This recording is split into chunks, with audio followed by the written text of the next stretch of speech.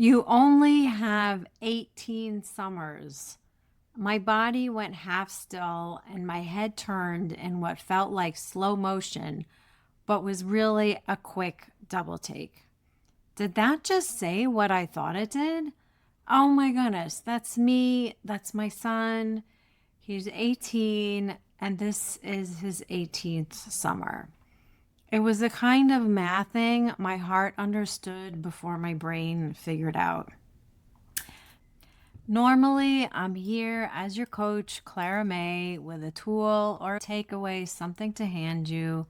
But today, I'm just here as mom. And one of the ways I process the big things is by writing them down. So that's what you're getting today, something I wrote, not something I planned. And I hope some of it resonates. So, back to my piece. So, after turning my head to make sure I read that billboard message correctly, my gaze straightened out again, my body relaxed, but into a sigh and partial sulk. The reality of this billboard message was for a much younger mom with a much younger son, but somehow jolted this midlife mom out of her own post staycation calm fatigue. The billboard was advertising a water park, a 7 or 8 year old boy splashing down in utter glee into a pool of water.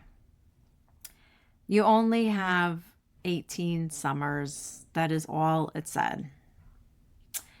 For a mom or parents with an 8 year old, even 10-year-old, 18 summers feels like many more summers to go, almost endless back then.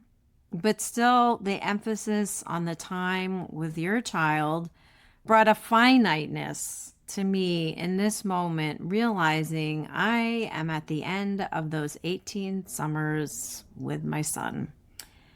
And now, only 1 month out, 1 month from today, we fly out as a family and come home without him. Oh boy. So, interestingly, I saw the sign, which, by the way, why didn't I see it before? We've driven by the sign so many times. But I digress. So, when I saw the sign, or maybe my conscious absorbed its meaning, it wasn't just background scenery. It was like, bam, a message on a billboard meant indirectly for me, right? This was like a billboard for young mothers, not mothers in midlife.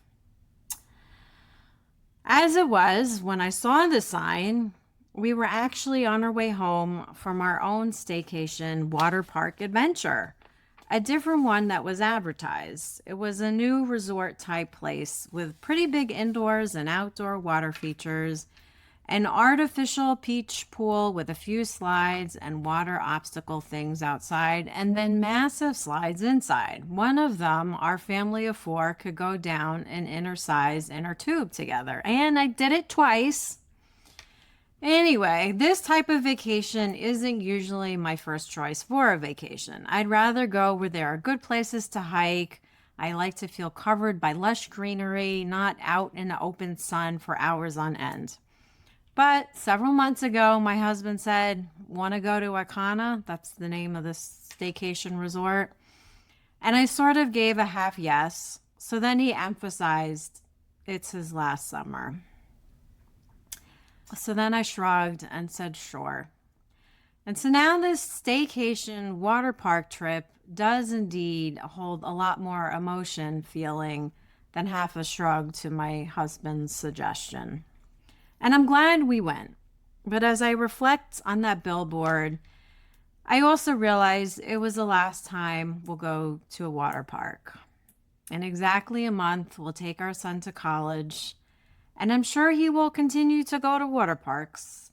But when he goes, though, it will be without me. As the nostalgia, big nostalgia, kicks in, it's mixed with some bittersweetness as I also think about our staycation. Yes, I mentioned we all went in a 4-person ride, but otherwise I mostly just people watched, putzed on my phone, or was playing Scrabble on my iPad with my husband. No book this time around. The unconcern for my kids in the water was quite a contrast to those many summers, many years earlier, when I had to be in the water with them while my lounge chair was just a towel holder and keeper of toy basket and snacks. Those summers didn't allow for being off the clock at all. They were long and they were tiring, but also good. So here we are, the 18th summer, and that dang billboard makes me question, did I do enough in the 17 summers before? Did we have enough fun? Did I take advantage of that time with him? And without actually knowing the answer, because really enough time is completely immeasurable, even as the billboard will have me questioning this. Kudos to them for their good marketing. So I can never actually know for sure, but I can trust that I did. And that inner knowing can help this mama's heart in these last weeks. And I can trust that even if these 18 summers are almost gone, there will be many other memories made. They will be different, but still special. I hope some of this has resonated with you, especially if you're in the same mothering space as me. And actually, I do have a book coming out in September. This book is part of the same writing that I've picked up in the last few years. And it's my way of getting through and processing the hard stuff. And I wrote it for you, but let's be honest, it was also for me. I found myself, honestly, even in the last few months, picking up the manuscript to remind me of my own words and how to cope with this life transition. The book is called Your Life Transition Toolkit, How to Weather What Comes and Embrace What's Next. And if you're interested in knowing more about it, there's a wait list in the comments. But in the meantime, I'm hoping to come back here and sharing this journey with you over the next few weeks and months as well.